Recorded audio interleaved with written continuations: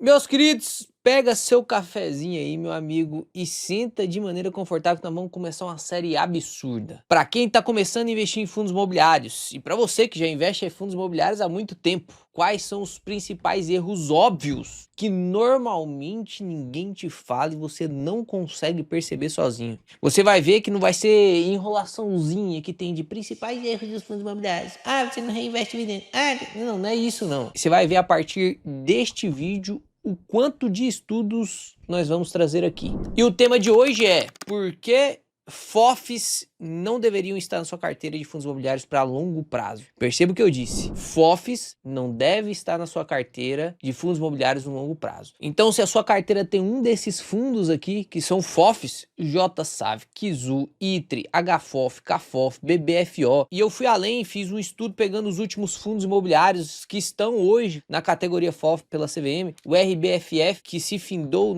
em janeiro agora, se transformou no RBFM, o CXRI, BCIA, aí o HFOF, CAFOF que eu já falei, CRFF, SPXF, XPSF, PSEC, KIZU, BBFO e Dama 11, né? Esse nome aqui é bom, Dama 11. Eu quero te explicar o famoso paradoxo dos FOFs. Inclusive, eu quero que você preste bastante atenção porque essa aula vale muito dinheiro, provavelmente vai te economizar muito dinheiro e ela está na mentoria. Então isso aqui é um conteúdo exclusivo da mentoria. A gente tem aqui, ó, no módulo 3 de fundos imobiliários, que é da faixa cinza, né? A gente tem a faixa branca até a faixa preta. Na faixa cinza eu mostro sobre todos os tipos de fundos imobiliários, tal, fundos de fundos, FI de tijolo, papel, aí falo sobre FOF, fundo de desenvolvimento, FIAG, FIINFRA, fundo multi-estratégia, um monte de coisa que você deveria saber. Este primeiro tema é muito importante porque nesse momento em que os fundos estão descontados, os FOFs também ficam extremamente descontados. E muitas vezes você se sente muito ansioso para comprar fundos imobiliários descontados. Você vai ver em casa de análise eles recomendando fundos imobiliários descontados que são FOFs e você fala, pô, realmente faz sentido.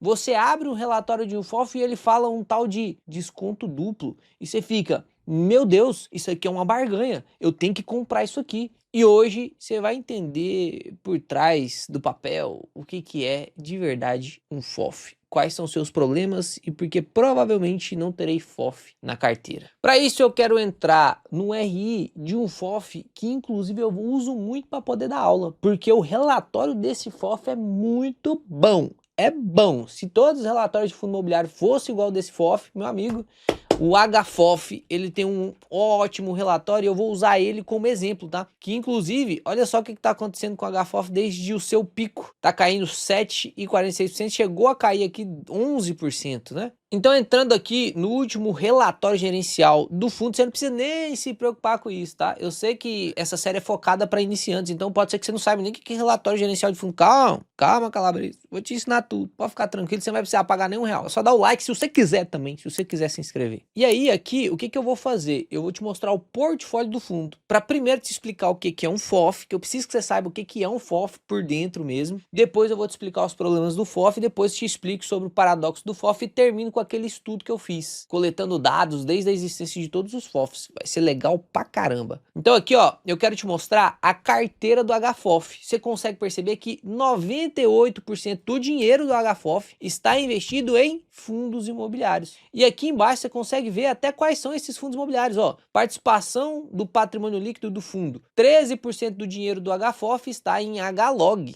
13% do HFOF está em HGBS, 10% em TVRI, HREC, GTWR, ó, GTWR, monte RBVA, HDOF, enfim, esses são os fundos que estão dentro da carteira do HFOF. Agora a gente já consegue entender, primariamente, o que é o tal danado do FOF. FOF significa Fundos of Funds. Fundo de fundos. É um fundo imobiliário, ou seja, um cofrinho de dinheiro aqui dentro, que o gestor tem acesso a esse dinheiro e nós como investidores colocamos dinheiro dentro desse cofrinho aqui, então nós vamos lá, vamos investir junto, aí nós colocamos o dinheiro aqui dentro do cofrinho, aí o gestor tem a mãozinha de ouro, ele consegue mexer no dinheiro que está no cofre, aí ele escolhe, pô, vou pegar esse dinheiro aqui e vou comprar um prédio. Se eu compro um prédio, é um fundo de tijolo. subtipo, laje, porque é um prédio. Ah, ele compra então, em vez de comprar um prédio, ele compra um shopping. Comprou um shoppingzinho aqui, faz de conta que é um shopping, tá, galera? Não sou muito bom nos desenhos, não. Então agora é um fundo de tijolo, só que de shopping. Ah, ele pegou o dinheiro e comprou um galpão logístico. É um fundo de tijolo, só que de galpões logísticos. Ah, ele pegou e comprou um prédio, um galpão logístico e um shopping. Pô, é um fundo de tijolo real estate, multi-estratégia, né? Híbrido. Às vezes ele pode, por exemplo, pegar o dinheiro e emprestar, fazer CRIs, aí ele vira um fundo de papel. E ele pode também pegar o dinheiro e montar uma carteira de FIs. Quando você entra na sua carteira de FIs, se a gente conseguisse empacotar ela e vender no mercado, a gente teria um FOF. Então, o fundo imobiliário, o gestor que gere um FOF, o que ele faz? Ele te cobra a taxa para escolher os fundos imobiliários por você. Então, o FOF nada mais é do que isso. Ele vai pegar o dinheirinho lá, que a gente jogou dentro do fundo, e ele vai escolher. Ele escolheu, tá aqui, ó, HLOG, HGBS, TVRI, HREC, HAAA, GTWR, enfim, sucessivamente. Isso é um FOF. Fácil demais a estrutura de um FOF. É muito fácil. Entendido o que é a estrutura de um FOF, que nada mais é do que um gestor pago para escolher os fundos imobiliários para você, a gente já consegue ver alguns problemas dentro dos fundos imobiliários. O último não é muito óbvio, mas a gente começa a ver alguns outros problemas. Por exemplo, se você fosse montar uma carteira de fundos imobiliários hoje, você compraria GTWR? Você compraria RBVA? Inclusive saiu um vídeo ontem eu falando sobre RBVA e GARI e TRXF. Qual que era o melhor? Ontem, se você voltar, você vai ver se você compraria RBVA ou não. Você compraria BTCI, HGCR? Você, na sua carteira, você teria todos esses. Você compraria ó, o PVBI, o fundo de laje da VBI, você compraria? Primeira coisa que a gente tem de problemas dentro de um fundo imobiliário de fundos é você não ter direito de alocação. Ah, Léo, mas isso também acontece dentro dos fundos de tijolo. Eu não tenho a capacidade de escolher qual que é o prédio que o cara vai comprar. Pois é, isso é verdade mesmo. Você não tem direito de mandar no gestor para falar para ele comprar um prédio ou outro, ele que vai escolher. Só que dentro deste parâmetro, a gente está escolhendo um fundo da capacidade específica que a gente quer. Agora imagina o FOF, você está terceirizando a sua decisão de comprar um fundo imobiliário, e aí este FOF terceiriza a responsabilidade de comprar os ativos. Então a HLOG compra galpão logístico, então você está dando o seu dinheiro para o gestor gerenciar, e ele está decidindo colocar 3% no HLOG, que é de um gestor, que inclusive da mesmo gestor, que compra galpão logístico. Você vai terceirizando tudo isso, e gera esse primeiro problema, que é a capacidade de não conseguir controlar a sua alocação. Você não consegue, por exemplo, supondo, só para maneira didática, tá? Que 50% do seu capital tá em um FOF, e esse FOF coloca tudo em shopping. Pô, mas você queria investir em logística, você não consegue isso, né? Apesar de você não conseguir escolher quais são os galpões de logística, você queria escolher o setor, queria logística. Não faz mais sentido você ir diretamente nos fundos de logística. Isso gera o segundo problema. Qual que é o segundo problema de eu terceirizar tudo? Pô, eu vou pagar a taxa de gestão para o gestor do HFOF, que inclusive se a gente subir aqui, a gente consegue ver qual que é a gestão do HFOF, ó. Vamos subir aqui, vamos pegar essa informação aqui no próprio relatório. Tá aqui, ó. Administradora Head Investment, ó, a taxa de administração que inclui a gestão 0,6% do ano no PL ou no valor de mercado, caso o fundo integre o IFIX. E temos 20% de taxa de performance sobre o que excedeu o IFIX. E essa taxa será provisionada semestral. O que excedeu o IFIX, hein? Então, basicamente, é um fundo que você paga para poder superar o IFIX. A gente vai ver, neste estudo, inclusive, se faz sentido você continuar pagando as taxas que você paga para superar o IFIX, porque a gente vai ver quantos fundos de fundos superam o IFIX. Vai ser completaço. Então, o segundo problema é justamente esse problema da taxa. Você paga a taxa para o gestor do HFOF e o HFOF paga taxa para o gestor do HLOG, para o gestor do HGBS. Então, é taxa sobre taxa. Um dinheirinho, esses 13% alocado, você está pagando taxa do HFOF e taxa do HLOG. Então você paga duas vezes taxa, né? E aqui existe um argumento muito, mas muito repetido por analistas de mercado, por gestores inclusive, que é, não tem problema você pagar duas vezes taxa. Porque quando você compra um fundo de fundo, você está comprando duas vezes desconto. Como assim, Léo? Vou abrir a tela preta aqui para te explicar isso, que isso é realmente necessário um desenho, né? Qualidade padrão GD aqui, que é tudo rabisco. Então, olha só, imagina que eu comprei aqui o HFOF, e aí eu tô pagando 0,6% de taxa aqui no HFOF, e o HFOF comprou, exemplo, só para ficar didático, tá? 100% do patrimônio dele de HLOG. E aí aqui o HLOG cobra, vou colocar aqui 0,9% de taxa, tá? A gente poderia até olhar, vamos olhar para ficar completo o vídeo. Ó, vou pegar aqui, ó,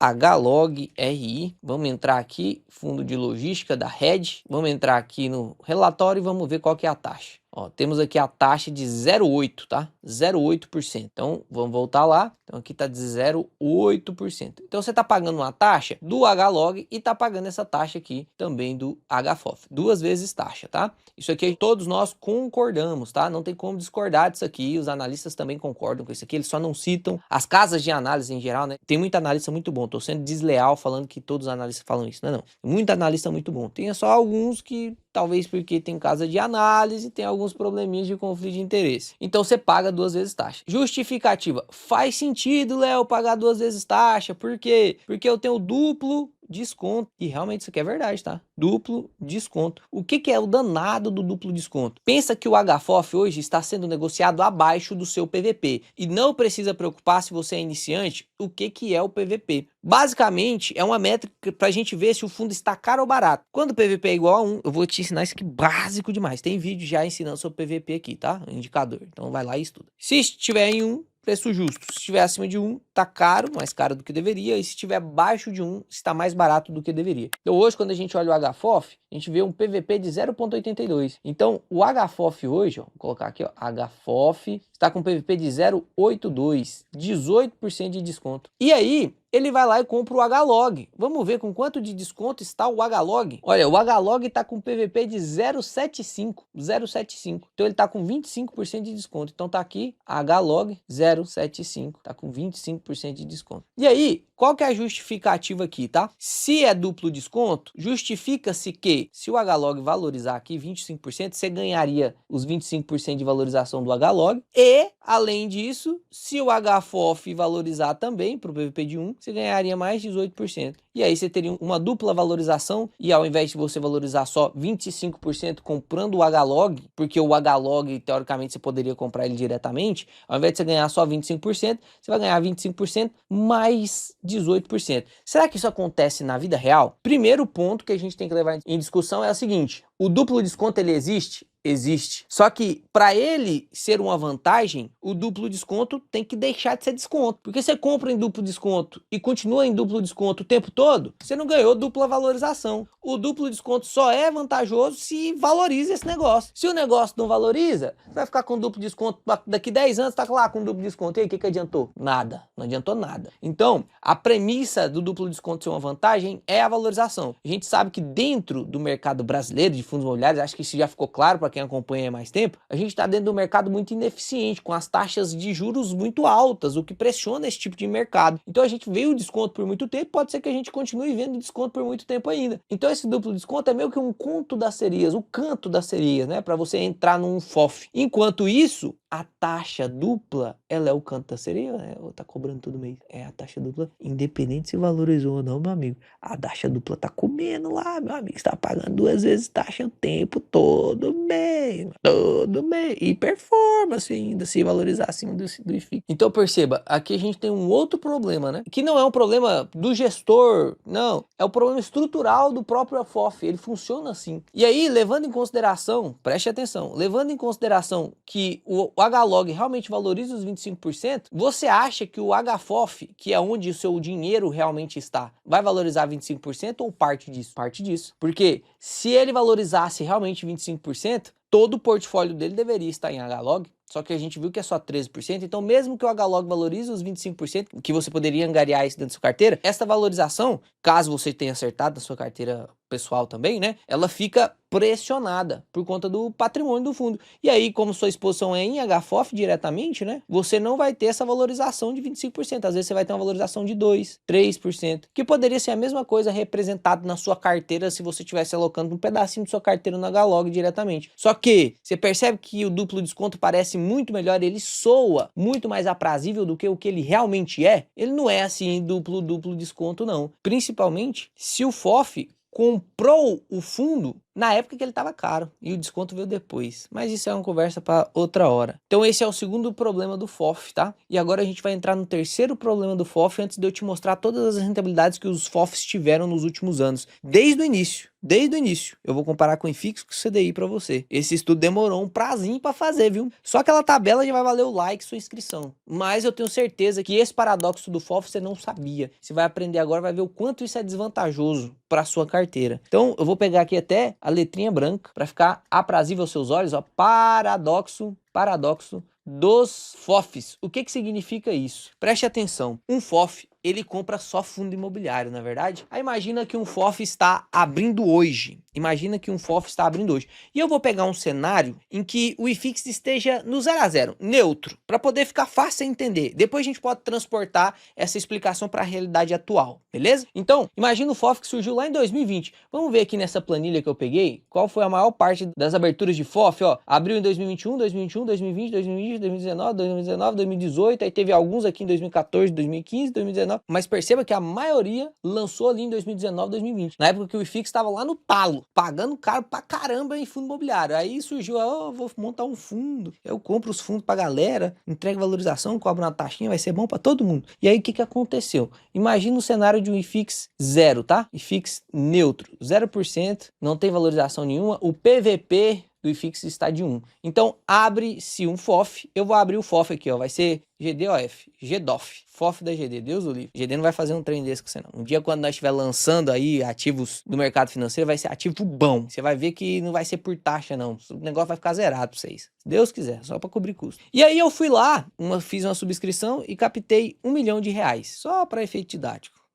Poderia ser qualquer valor. Eu peguei esse R$1 milhão e comprei de fundos imobiliários. Imagine que eu comprei de fundos imobiliários tudo com PVP de 1. Então eu comprei o HGLG, PVP de 1, comprei o BTLG, PVP de 1, aí eu comprei o Garen com PVP de 1, aí eu comprei, sei lá, TRXF com PVP de 1, comprei o MXRF11, comprei o KNCR11, tudo com PVP de 1, tá? Tudo isso aqui, ó, PVP de 1. Então, meu 1 milhão, eu gastei 1 milhão e tenho 1 milhão de patrimônio líquido, tá me rendendo lá meu dividendinho, aí eu recebo esse dividendo, tira a minha taxa de administração e pago para você. A taxa de administração fica dobrada, você vai receber inevitavelmente um pouquinho menos de dividendo, né, se você tivesse investido diretamente nesses fundos, que é um terceiro ponto que eu nem citei. Mas fica aí entre as entrelinhas para quem entende. E aí, vamos simular dois cenários agora, tá? Vamos simular dois cenários. Imagina o IFIX zerado, né? Aqui, ó, tá zeradinho o IFIX. E aí, vamos imaginar que ele cai. Caiu o IFIX. Vral. Aí o IFIX, vamos colocar aqui uma queda de 10% do IFIX. O que acontece com o FOF? O IFIX é a média dos fundos imobiliários, tem hoje na sua carteira 117 FIs. Então, se 117 FIs dos principais caíram, provavelmente os FIs que estão dentro da carteira do FOF também vão cair. Pode cair mais ou pode cair menos. O papel do gestor, inclusive, é fazer um desempenho melhor do que o IFIX, então teoricamente teria que cair menos quando o IFIX cai. Mas vou colocar 10% aqui, que caiu 10% também, só para ficar didático também. O IFIX caiu 10, o FOF caiu 10 também, beleza? O que acontece aqui agora? O PVP do FOF fica de 0,9. Os PVPs aqui dos fundos imobiliários ficam todos de 0,9. Beleza? Tudo certo. Você, eu, Leonardo Alves, você aí. Será que tem muito Leonardo por aí? Eu sei que Leonardo é um nome comum lá em Goiás. Do nada veio isso na minha cabeça. Se seu nome for Leonardo, deixa aí nos comentários. Vamos ver quantos Leonardão tem nesse mundo. Todos os Leonardos, pelo menos, iriam pegar um dinheirinho do bolso, do seu aporte, porque a gente está fazendo aporte todos os meses, né? Nós somos investidores, nós estamos colocando dinheiro na bolsa todos os meses. Aí a gente recebe salário, tira 10%, olha na bolsa, o que está em oportunidade, pau, compra aquilo que está em oportunidade. No outro mês, recebe salário, tira 10%, olha para a bolsa, agora esse que está em oportunidade, compra aquilo. Aí você imagina que isso aconteceu com o IFIX, caiu 10%, e agora o BTLG está com PP de 0,9. Eu olho aqui lá, caiu meu salário, peguei 10%, olhei para o BTLG, nossa, descontado, quero comprar. Aí eu vou comprar o BTLG. Perceba que quando o fundo está descontado, eu, Léo, vou lá, tiro o dinheiro do meu bolso e compro. O que o gestor saliva para fazer? Imagina um gestor sentado na cadeira, um que sabe escolher fundo teoricamente melhor do que nós, porque ele tá sendo pago para isso. Então ele sabe escolher melhor do que nós. Imagina o que ele deve sentir no coraçãozinho dele. Imagina o que ele deve sentir no corpo dele quando ele vê essas quedas que estão acontecendo hoje no IFIX. O que você acha que o gestor da HFO fica doido para fazer? Doido para comprar fundo imobiliário. Doido para comprar. Eu tô doido para comprar fundo imobiliário. Eles estão doidos para comprar fundo imobiliário também, descontado. Porque se ele compra descontado, valoriza, pô, rentabilidade boa, né? Só que qual que é o problema do FOF? Eu vou pedir licencinha aqui, se você quiser você tira print, porque eu vou ter que apagar aqui essa rabisqueira, tá? Qual que é o problema aqui do FOF? Quando o IFIX cai, a gente quer comprar, mas o FOF, ele tem dinheiro na carteirinha dele? O gestor tem dinheiro na carteirinha dele? Não tem. O fundo tinha R$1 milhão de reais lá, né? E investiu naqueles fundos lá. Então, esse R$1 milhão de reais, ele já está investido, que inclusive caiu e virou 900 mil. Se eu vender ele agora descontado, eu torrei patrimônio. Então, o que o gestor faz? Em momentos de queda, ele não vende fundos imobiliários. Ele não vende. A não ser que ele veja uma oportunidade muito grande, vende no prejuízo, consome patrimônio para comprar outro, para poder conseguir depois uma valorização mais alta. Mas, em geral, quando os fundos caem, os gestores ficam mais parados. E aí, a vontade é comprar. Só que ele tem din-din? Tem din-din? Não tem. Ele não pode fazer renda extra para poder investir. Com certeza, na pessoa física dele, ele está investindo, mas ele tem din-din para investir no fundo? Não tem. Como que um fundo imobiliário, um FI em geral, tá? No caso aqui, os FOFs, os tijolos de papel. Como que um fundo imobiliário capta dinheiro? Nós captamos dinheiro em trabalhar ganhando nosso salário e aí a gente pega um pedaço para aportar. Essa é a nossa captação de dinheiro. Como que o fundo imobiliário capta dinheiro? Só tem duas formas de um fundo imobiliário captar dinheiro. Ou é pela alavancagem ou é por subscrição, certo? Ou alavancagem ou subscrição. O FOF, ele consegue fazer alavancagem? Essa aqui quem responder é alto nível em fundo imobiliário. Um FOF, ele não consegue fazer alavancagem. A alavancagem que a gente cita dentro dos fundos imobiliários, você vai aprender isso assim de maneira muito, mas muito perfeita. Perfeita não, porque perfeito só Cristo. Mas você vai aprender de maneira muito fiel ao que você deve saber dentro do método 2 em 1. Uma das formas é por obrigação na aquisição de imóveis e outra forma é o CRI, através de emissão de CRIs. O fundo FOF consegue emitir CRI? Para você que não sabe, CRI significa Certificado de Recebível Imobiliário. E para que eu emita um CRI, a verdade que eu estou fazendo é adiantando recebimentos. Perceba, Certificado de Recebimentos o quê? Imobiliários. Então é basicamente assim, ó. Imagina que eu tenho um prédio aqui, e aí ele é um prédio de um andar. Vamos falar uma casa. É uma casa, ele tem um andar. Deixa eu virar pra cá pra não fazer propaganda, né? Esse creminho aqui é bom demais pra minha mão. E aí eu recebo R$1.000 de aluguel dessa casa. R$1.000 todo mês nessa casa aqui. Então no ano eu recebo quanto? R$12.000, né? Recebo R$12.000 por ano. Só que, pô, eu tô querendo pintar a casa, vai nascer a Sara e tal. Eu precisava de um dinheiro pra montar o quartinho da Sara. Aí o que eu faço? Eu vou numa securitizadora. Essa aqui é a seguritizadora. Aí imagina os fundos imobiliários fazendo isso, tá? Eu vou aqui na seguritizadora e falo assim, cara, eu tenho um imóvel alugado, eu tenho direito de recebíveis imobiliários, o famoso aluguel, eu tenho direito a 12 mil no ano. Cara, só que eu tô precisando desse dinheiro agora. Você não me adianta esses 12 mil, não? Aí a seguritizadora vai e vira assim e fala pro fundo, pô, eu tenho 12 mil aqui, só que se eu te der 12 mil para poder ficar com esse aluguel e eu só vou receber 12 mil lá no final do ano, não compensa para mim.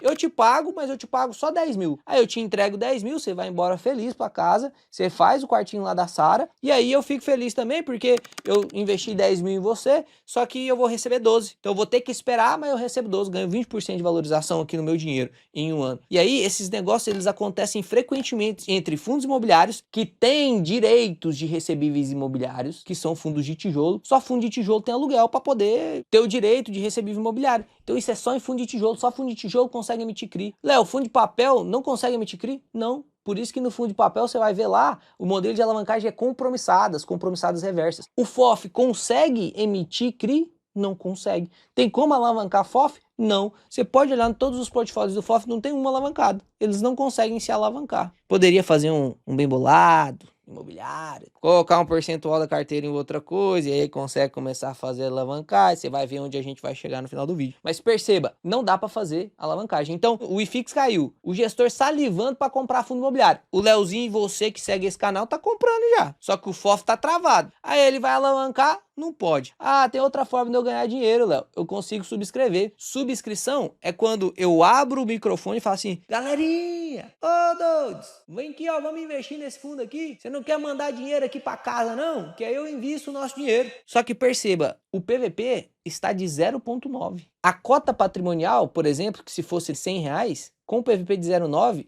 a cota do mercado está a R$90. Se ele for fazer a subscrição a valor patrimonial, ele tem que vender a 100. Quem que vai comprar? Não vai comprar. Então ele teria que fazer uma subscrição próxima dos 90. E o pessoal que já era cotista ia ficar puto da vida com ele. Porque fazer uma subscrição abaixo do PVP, imagina, você está rasgando o dinheiro dos cotistas anteriores. Então, em geral, em PVPs que estão descontados, assim como está o HFOF, o gestor não consegue fazer subscrição. Não consegue fazer subscrição. Então, preste atenção. Leozinho comprando, Joãozinho comprando, você comprando e o gestor, que tem teoricamente um mau conhecimento que nós todos, sentado na cadeirinha, observando amargamente, com a boca salivando para comprar, mas não tem dinheiro para comprar. Assiste os fundos imobiliários em queda e não consegue comprar. Você começou a entender o paradoxo dos FOFs. Um fundo que deveria comprar fundo, não consegue comprar fundo quando o fundo está na sua melhor oportunidade. Vamos completar o paradoxo? Supondo que o gestor ficou assistindo aqui a queda, não conseguiu comprar, eu consegui, você conseguiu, o gestor não. Só que em algum momento o IFIX recuperou. E agora o IFIX subiu 10%. Subiu 10% acima do zero, né? Então ele recuperou esses 10% aqui, voltou pro zero e subiu mais 10%. Então teve uma valorização aí em cerca de 22, 23%. Pode ser 10% acima. Top demais. O que que acontece? A minha carteira ganhou uma valorização de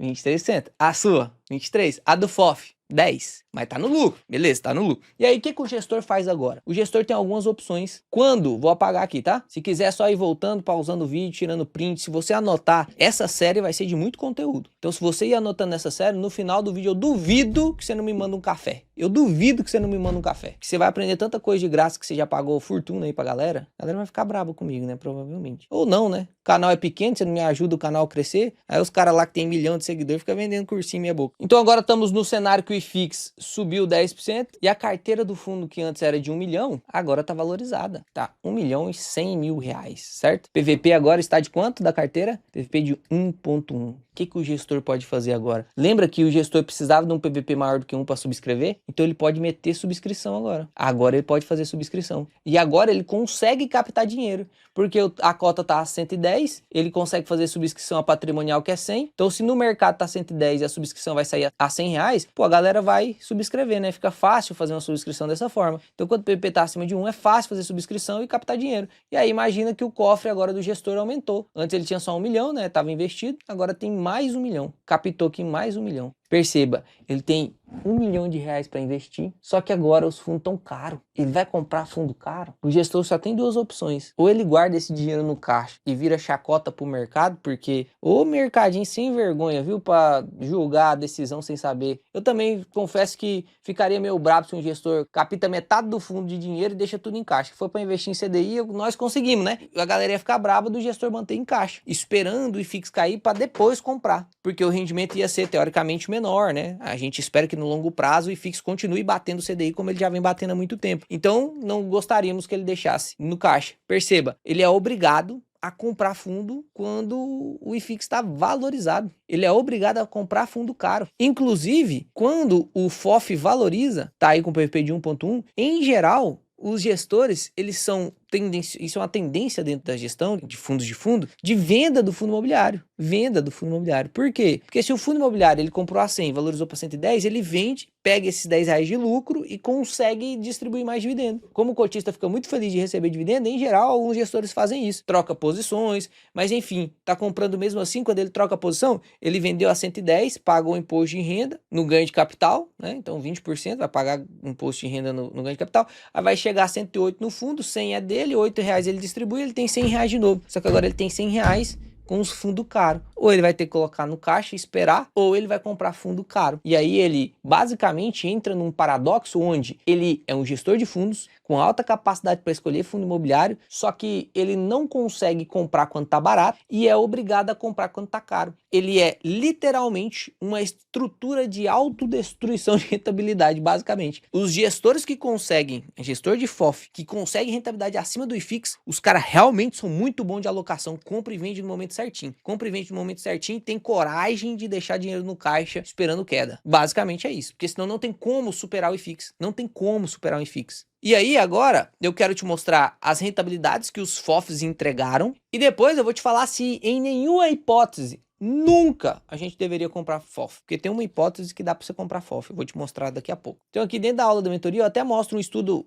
com mais fundos imobiliários, tá? Mais FOFs, esse é um estudo mais antigo. E eu atualizei agora o estudo, que esse estudo nem era meu, era de uma pessoa, José Smith, se eu não me engano o nome dele. O cara fez o estudo, assim, muito bom. E nessa época do estudo aqui, se eu não me engano, a data de corte foi 2024, então 2 anos atrás, 2024, 2023, não me lembro qual foi a data de corte. Você consegue ver aqui que só 3 fundos imobiliários conseguiram vencer o IFIX. Aqui minha câmera tá acima aqui, mas esse aqui e esse aqui você consegue ver pelo verdinho aí, que também venceu. Então foi o XPSF venceu, a gente teve o RBVI, que nem existe mais hoje, também venceu. E a gente teve aqui o MCHF, que também venceu. Os outros todos, você entendeu? Todos perderam para o IFIX. E não foi numa janela curta de intervalo de tempo, não. Tem fundo aqui sendo estudado desde 2013, 2015, 2010, 2018, 2019, 2020. Então teve fundo imobiliário que teve tempo sim, porque se a gente pega uma janela de 2021, 2022 para cá, é meio injusto a gente comparar com o CDI, é meio injusto a gente comparar, não, com o IFIX até que não é injusto, mas com o CDI fica um pouco injusto por conta da janela de tempo. Nesses últimos 3, 4 anos, o CDI 2 dígitos e o IFIX não consegue, né? Então realmente ficaria desleal. Mas aqui não, o estudo foi feito desde o início da existência desses FOFs. Inclusive eu venho falando isso para os alunos já tem um tempo, né? Desde a turma 3 ou 4, eu já vinha falando isso, pô, FOF vai desaparecer, FOF vai desaparecer.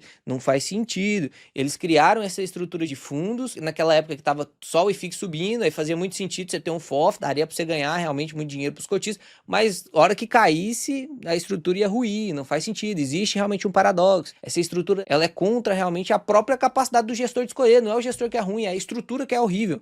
E aí eu peguei aqui os FOFs que existem hoje. Olha para você ver. Inclusive o RBFF virou o RBFM, tá? Eu só peguei aqui porque ele deixou de existir em 2026, janeiro de 2026. Então peguei aqui pra gente ver o histórico dele. Olha, de 30 e poucos FOFs, hoje só existem 12 FOFs hoje. E eu vou te explicar o que eles vão se transformar, tá? Pra você ficar esperto, pra você não cair em armadilha. Esse vídeo vai ficar longo mesmo, mas tem que fazer, né? Fica aqui quem quer estudar de verdade. Quem ficar que vai aprender mesmo. Então aqui eu peguei todos esses fundos e desde o início do fundo, tá? Então aqui, ó, a gente tem um fundo aqui que iniciou em 2014, 2015, já deu tempo de passar do ciclo, né? Então, ele passou pelo ciclo de alta de 2019 dos fundos. Ele passou, ele deveria ter uma boa rentabilidade. Só que lembra o que aconteceu com o paradoxo dos FOFs. Ele é obrigado a comprar quando tá caro e ele não consegue fazer nada quando tá barato para aumentar a rentabilidade. Não consegue. Então, vamos ver o que aconteceu com todos os fundos? Ó, eu peguei aqui o retorno do FI desde o início. O Dama 11, ele começou em 2024, ele tá 14% negativo. Ele não conseguiu ficar positivo no período de 2 anos. Não conseguiu.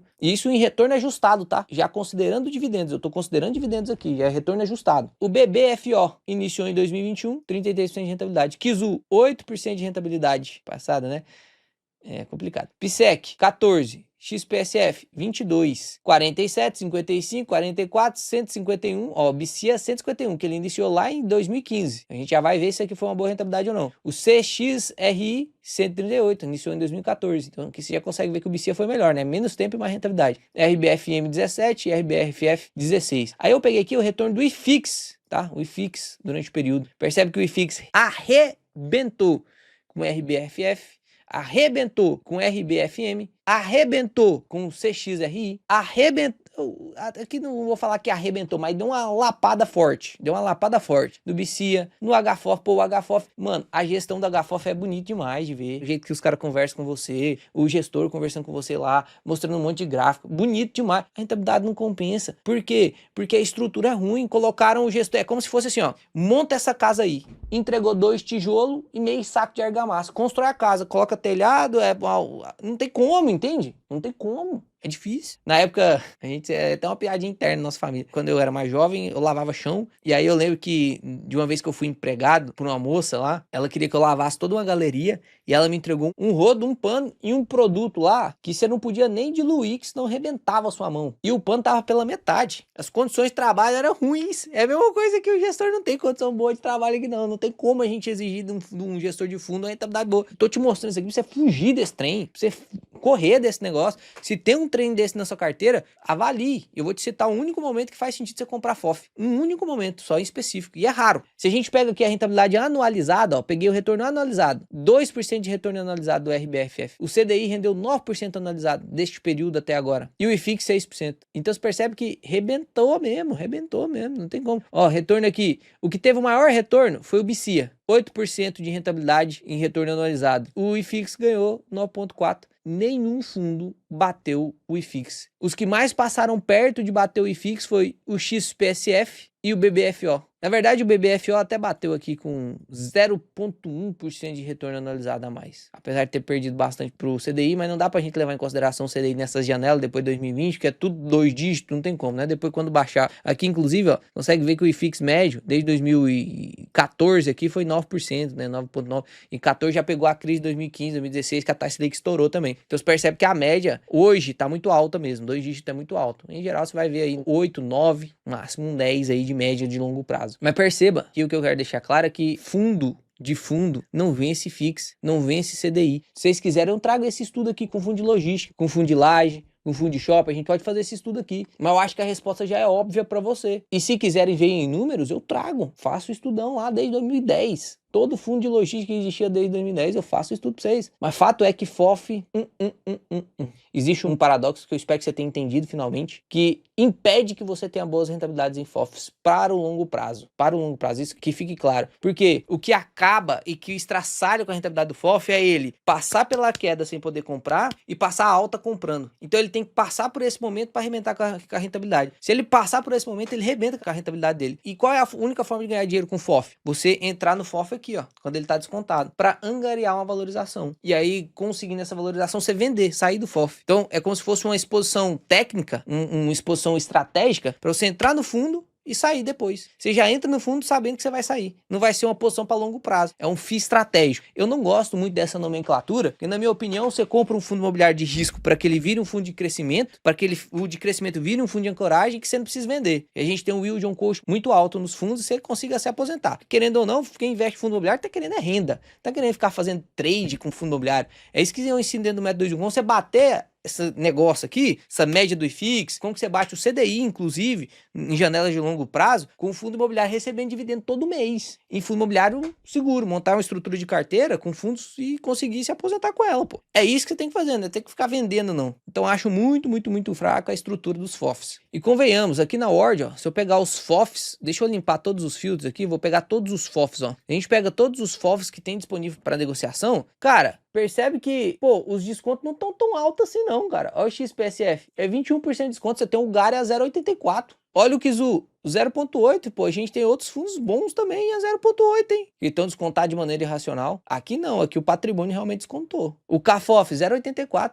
Se eu não me engano, é o mesmo. Deixa eu ver aqui. Quase o mesmo, quase. 0,85 do RBVA, 0,16 do GAR. Em ótima oportunidade, né? A gente pega aqui o GGRC em logística, pô, a gente tem o GGRC a 0,9 já valorizou, né? Já valorizou. Mas mesmo assim, 0,9 barato. XPLG a 0,88. XPLG a 0,88. LVBI a 0,87. Isso aqui vai virar HGLG, galera. Então, não sei onde você tá aprendendo a investir, mas se quiser aprender de verdade, não tô falando que eu sou o rei da goiaba, a última bolacha do pacote, do deserto, com as Coca-Cola, que é ditado. Não é isso, não. É só porque eu vou te apoiar em estudo. Nunca vai ser eu falando. Nunca vai ser eu. Vai ser sempre fatos falando, algum estudo científico, algum dado estatístico, porque, pô, de verdade, do fundo do coração, você passa a sua vida inteira trabalhando, ralando igual um cavalo, você e sua família, pra você pegar o seu dinheirinho suado e investir em qualquer coisa, cara. Seguir qualquer diquinha dessa que você vê por aí, rebentar com o patrimônio da sua família, cara. Não faz sentido você fazer isso, cara. Você tem que honrar a você mesmo, inclusive, pô, suas horas de trabalho. Deus te dá força, sabedoria pra você levantar da cama e trabalhar, ganhar seu dinheiro. Pra você rebentar com o dinheiro depois, lembra da parábola dos talentos. Você tem que ter conhecimento, cara. Se você quiser, eu tô aqui pra te ajudar. Só que você tem que sentar bundinha na cadeira e estudar. Nunca vou te falar que vai ser fácil. A única coisa que eu posso te falar é que vai ser simples, que eu vou destrinchar. Vai ser vídeo de 50 minutos. Vai ser vídeo de 50 minutos. Eu vou destrinchar pra você não cometer mais erro. E aí, pra gente finalizar, os FOFs estão virando hedge funds para resolver com esse problema. Exemplo, BCFF, um extremo e conhecido FOF que também estava perdendo para o IFIX, virou agora BTHF, que você conhece, famosinho, muito falado pela galera. BTHF, que é um fundo hedge. Aí você entra aqui, ó, vamos dar uma olhada no portfólio dele. A gente entra aqui na Word, vamos ver o portfólio dele, olha lá, 63% FI. 63%. Ele ainda é um FOF, mas ele se transformou no FOF, que eu chamo de FOF 2.0, que vai ser esses fundos multi-estratégia e hedge funds. É aquele gestor de FOF que percebeu que não faz sentido ele ser FOF, que ele fica sempre travado, aí ele pega um pedaço do patrimônio e transforma em coisas que têm liquidez. Então ele pega um pedaço do patrimônio e coloca assim, ó, em caixa, coloca em CRI, porque aí o que acontece? Quando o IFIX cai, ele vende o que está em liquidez, vende o que está em caixa, vende o que está em CRI e compra de fundo descontado. Aí quando está em alta, ele vende o fundo imobiliário com lucro e coloca em CRI, coloca em caixa. Porque agora, como ele é um hedge fund, ele consegue fazer isso. FOF não consegue fazer isso.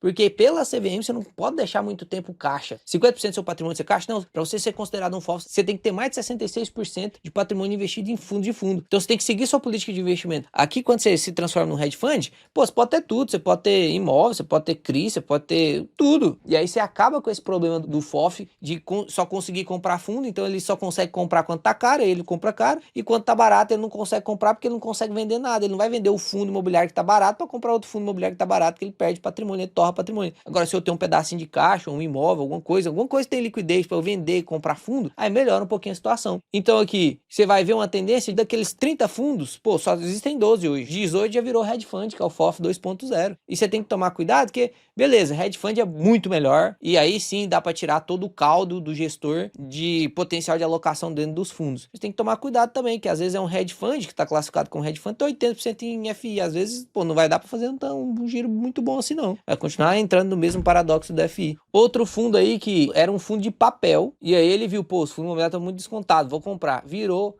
um hedge fund que também investe em FI. Olha aí, CPTS, 75%. É quase um FOF isso aqui. Então que você fique esperto com as suas alocações, preste bastante atenção quando for aportar. Não quer dizer que você não pode ter um hedge fund, não quer dizer que você não pode ter um FOF. FOF eu diria que você tem que tomar cuidado mesmo. Até quando parece que tá muito bom para entrar, às vezes não tá. Agora, um hedge fund dá para você entrar quando ele tá descontado. Um hedge fund dá para você entrar quando tá descontado, porque quando ele valorizar, em geral o gestor vai fazer ganho de capital nos FIs e vai ter a capacidade de escoar esse dinheiro para outro lugar. Então você consegue manter o FI dentro da sua carteira e não precisaria vender, né? E você pode também ter o FOF, o hedge fund, com intuito estratégico para comprar barato e depois vender caro. Eu faria isso com ações, faz mais sentido. Espero que vocês tenham gostado dessa aula. Se gostaram, deixa o like nesse vídeo. Se esse vídeo bater 20 mil likes, aí eu continuo com essa série, te explicando sobre os principais cuidados que você tem que ter quando você é um investidor de fundo imobiliário. Quem sabe a gente pode fazer isso com ações também, né? Com conteúdos mais profundos. Você viu que aqui não é um errinho de, o principal erro que você pode fazer com seu fundo imobiliário é não reinvestir seus dividendos. Tem nada, não tem problema nenhum em ensinar coisas básicas, né? Mas uma hora nós tem que dar um passo à frente. E aí o intuito dessa série é justamente esse. Se você quiser, porque os vídeos vai ser longo mesmo, né? Às vezes pode ser que seja chato. É preciso saber se você gosta desse tipo de conteúdo. Fique com Deus. Pai do céu abençoe vocês. Até o próximo vídeo. Que eu te garanto, meu amigo, vou te dar 320%. Se você se inscreveu aí, eu vou honrar cada segundo do seu tempo.